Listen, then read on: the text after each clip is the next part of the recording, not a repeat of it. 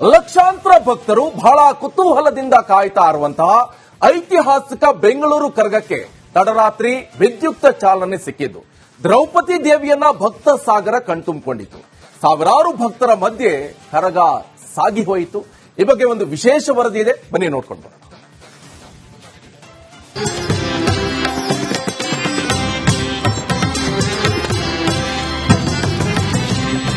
ಸಾಗರ, ಭಕ್ತ ಸಾಗರ, ಕಣ್ಣು ಹಾಯಿಸಿದಲ್ಲೆಲ್ಲ ಜನವೋ ಜನ. ದ್ರೌಪದಿ ದೇವಿ ಕಣ್ತುಂಬಿಕೊಳ್ಳಲು ತುದಿಗಾಲಲ್ಲಿ ನಿಂತಿರೋ ಭಕ್ತಗಣ. ತಿಗಳಪೇಟೆಯ ಧರ್ಮರಾಯ ಸ್ವಾಮಿ ದೇವಸ್ಥಾನದಲ್ಲಿ ವೈಭವ. ಇದು ಅಪ್ಪಟ ಬೆಂಗಳೂರಿನ ಹಬ್ಬ ಕರಗ.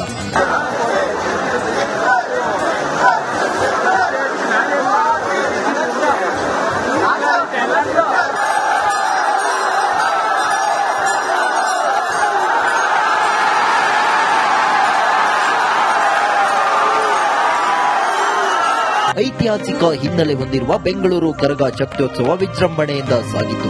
ಧರ್ಮರಾಯ ಸ್ವಾಮಿ ದೇಗುಲದಿಂದ ಹೊರಬಂದ ಆದಿಶಕ್ತಿ ಸ್ವರೂಪಿಣಿ ದ್ರೌಪದಿ ದೇವಿಯನ್ನ ಲಕ್ಷಾಂತರ ಭಕ್ತರು ಕಣ್ತುಂಬಿಕೊಂಡರು. ದ್ರೌಪದಿ ದೇವಿ ದಿವ್ಯ ದರ್ಶನ ಮಾಡಿದ್ರು. ಭಕ್ತರ ಹರ್ಷೋದ್ಗಾರ ಮುಗಿಲು ಮುಟ್ಟಿತ್ತು.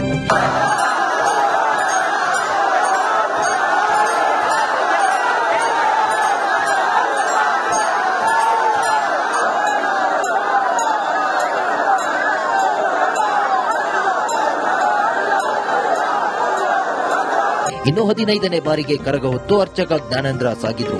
ಕರಗದ ಅಕ್ಕಪಕ್ಕದಲ್ಲಿ ವೀರಕುಮಾರರು ಕತ್ತಿ ಹಿಡಿದು ಸಾಗಿದ್ರು. ಉತ್ಸವ ಸಾಗುವ ದಾರಿಯುದ್ದಕ್ಕೂ ಭಕ್ತರು ಗೋವಿಂದ ಗೋವಿಂದ ಅಂತ ಭಗವಂತನ ನಾಮಸ್ಮರಣೆ ಮಾಡಿದ್ರು. ಕರಗಕ್ಕೆ ಮಲ್ಲಿಗೆ ಹೂವು ಅರ್ಪಿಸಿದ್ರು.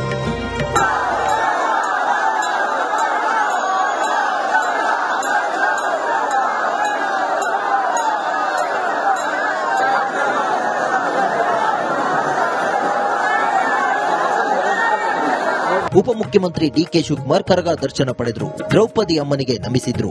ಈ ವೇಳೆ ಶಾಸಕ ಹ್ಯಾರಿ ಸೇರಿ ಹಲವರು ಉಪಸ್ಥಿತರಿದ್ದರು. ಇದಕ್ಕೂ ಮೊದಲು ಸಿಎಂ ಸಿದ್ದರಾಮಯ್ಯ ಕೂಡ ಧರ್ಮರಾಯ ಸ್ವಾಮಿ ದರ್ಶನ ಪಡೆದರು.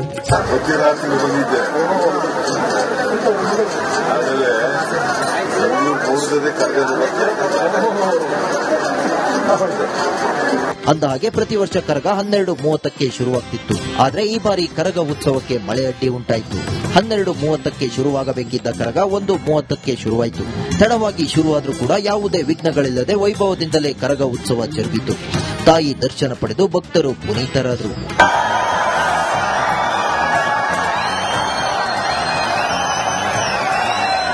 ವೀರೇಶ್ ಜೊತೆ ಧ್ರುವರಾಜ್, ರಿಪಬ್ಲಿಕ್ ಕನ್ನಡ, ಬೆಂಗಳೂರು.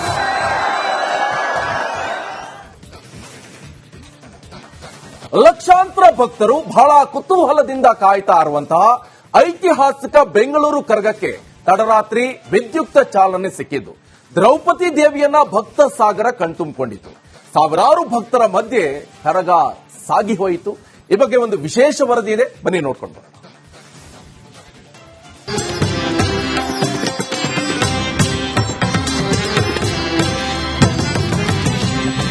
ಸಾಗರ, ಭಕ್ತ ಸಾಗರ, ಕಣ್ಣು ಹಾಯಿಸಿದಲ್ಲೆಲ್ಲ ಜನವೋ ಜನ. ದ್ರೌಪದಿ ದೇವಿ ಕಣ್ತುಂಬಿಕೊಳ್ಳಲು ತುದಿಗಾಲಲ್ಲಿ ನಿಂತಿರೋ ಭಕ್ತಗಣ. ತಿಗಳಪೇಟೆಯ ಧರ್ಮರಾಯ ಸ್ವಾಮಿ ದೇವಸ್ಥಾನದಲ್ಲಿ ವೈಭವ. ಇದು ಅಪ್ಪಟ ಬೆಂಗಳೂರಿನ ಹಬ್ಬ ಕರಗ.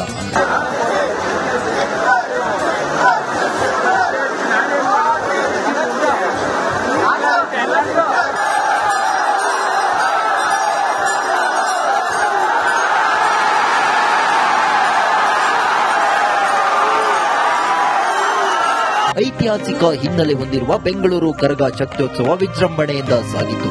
ಧರ್ಮರಾಯ ಸ್ವಾಮಿ ದೇಗುಲದಿಂದ ಹೊರಬಂದ ಆದಿಶಕ್ತಿ ಸ್ವರೂಪಿಣಿ ದ್ರೌಪದಿ ದೇವಿಯನ್ನ ಲಕ್ಷಾಂತರ ಭಕ್ತರು ಕಣ್ತುಂಬಿಕೊಂಡರು. ದ್ರೌಪದಿ ದೇವಿ ದಿವ್ಯ ದರ್ಶನ ಮಾಡಿದ್ರು. ಭಕ್ತರ ಹರ್ಷೋದ್ಗಾರ ಮುಗಿಲು ಮುಟ್ಟಿತ್ತು.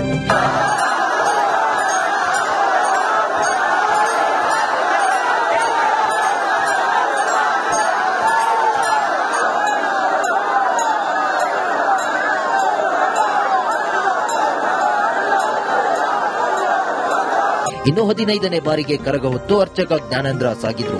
ಕರಗದ ಅಕ್ಕಪಕ್ಕದಲ್ಲಿ ವೀರಕುಮಾರರು ಕತ್ತಿ ಹಿಡಿದು ಸಾಗಿದ್ರು.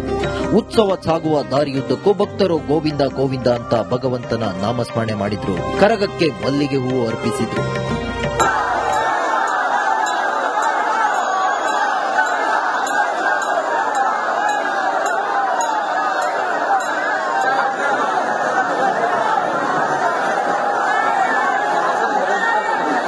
ಉಪಮುಖ್ಯಮಂತ್ರಿ ಡಿಕೆ ಶಿವಕುಮಾರ್ ಕರಗ ದರ್ಶನ ಪಡೆದರು. ದ್ರೌಪದಿ ಅಮ್ಮನಿಗೆ ನಮಿಸಿದ್ರು. ಈ ವೇಳೆ ಶಾಸಕ ಹ್ಯಾರಿ ಸೇರಿ ಹಲವರು ಉಪಸ್ಥಿತರಿದ್ದರು. ಇದಕ್ಕೂ ಮೊದಲು ಸಿಎಂ ಸಿದ್ದರಾಮಯ್ಯ ಕೂಡ ಧರ್ಮರಾಯ ಸ್ವಾಮಿ ದರ್ಶನ ಪಡೆದರು.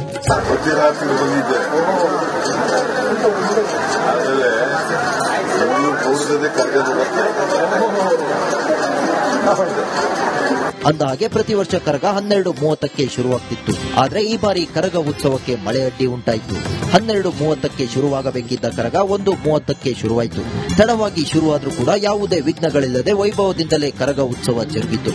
ತಾಯಿ ದರ್ಶನ ಪಡೆದು ಭಕ್ತರು ಪುನೀತರಾದರು.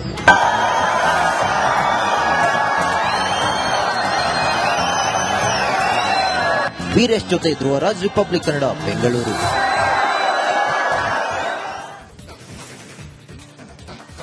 ಲಕ್ಷಾಂತರ ಭಕ್ತರು ಬಹಳ ಕುತೂಹಲದಿಂದ ಕಾಯ್ತಾ ಇರುವಂತಹ ಐತಿಹಾಸಿಕ ಬೆಂಗಳೂರು ಕರಗಕ್ಕೆ ತಡರಾತ್ರಿ ವಿದ್ಯುಕ್ತ ಚಾಲನೆ ಸಿಕ್ಕಿದ್ದು. ದ್ರೌಪದಿ ದೇವಿಯನ್ನ ಭಕ್ತ ಸಾಗರ ಕಣ್ತುಂಬಿಕೊಂಡಿತು. ಸಾವಿರಾರು ಭಕ್ತರ ಮಧ್ಯೆ ಕರಗ ಸಾಗಿ ಹೋಯಿತು. ಈ ಬಗ್ಗೆ ಒಂದು ವಿಶೇಷ ವರದಿ ಇದೆ, ಬನ್ನಿ ನೋಡ್ಕೊಂಡು ಬರೋಣ.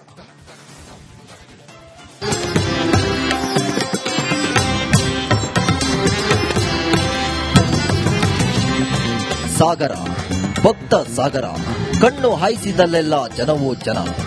ದ್ರೌಪದಿ ದೇವಿ ಕಣ್ತುಂಬಿಕೊಳ್ಳಲು ತುದಿಗಾಲಲ್ಲಿ ನಿಂತಿರೋ ಭಕ್ತಗಣ. ತಿಗಳಪೇಟೆಯ ಧರ್ಮರಾಯ ಸ್ವಾಮಿ ದೇವಸ್ಥಾನದಲ್ಲಿ ವೈಭವ. ಇದು ಅಪ್ಪಟ ಬೆಂಗಳೂರಿನ ಹಬ್ಬ ಕರಗ.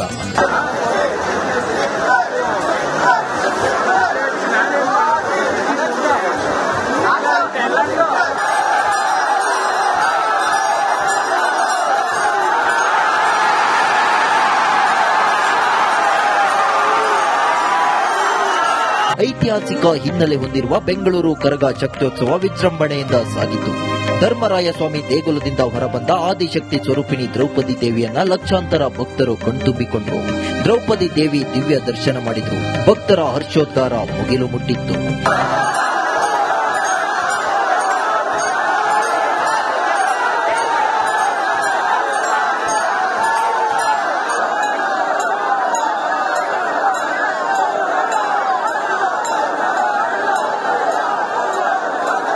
ಇನ್ನು 15ನೇ ಬಾರಿಗೆ ಕರಗ ಹೊತ್ತು ಅರ್ಚಕ ಜ್ಞಾನೇಂದ್ರ ಸಾಗಿದ್ರು. ಕರಗದ ಅಕ್ಕಪಕ್ಕದಲ್ಲಿ ವೀರಕುಮಾರರು ಕತ್ತಿ ಹಿಡಿದು ಸಾಗಿದ್ರು. ಉತ್ಸವ ಸಾಗುವ ದಾರಿಯುದ್ದಕ್ಕೂ ಭಕ್ತರು ಗೋವಿಂದ ಗೋವಿಂದ ಅಂತ ಭಗವಂತನ ನಾಮಸ್ಮರಣೆ ಮಾಡಿದ್ರು. ಕರಗಕ್ಕೆ ಮಲ್ಲಿಗೆ ಹೂವು ಅರ್ಪಿಸಿದ್ರು.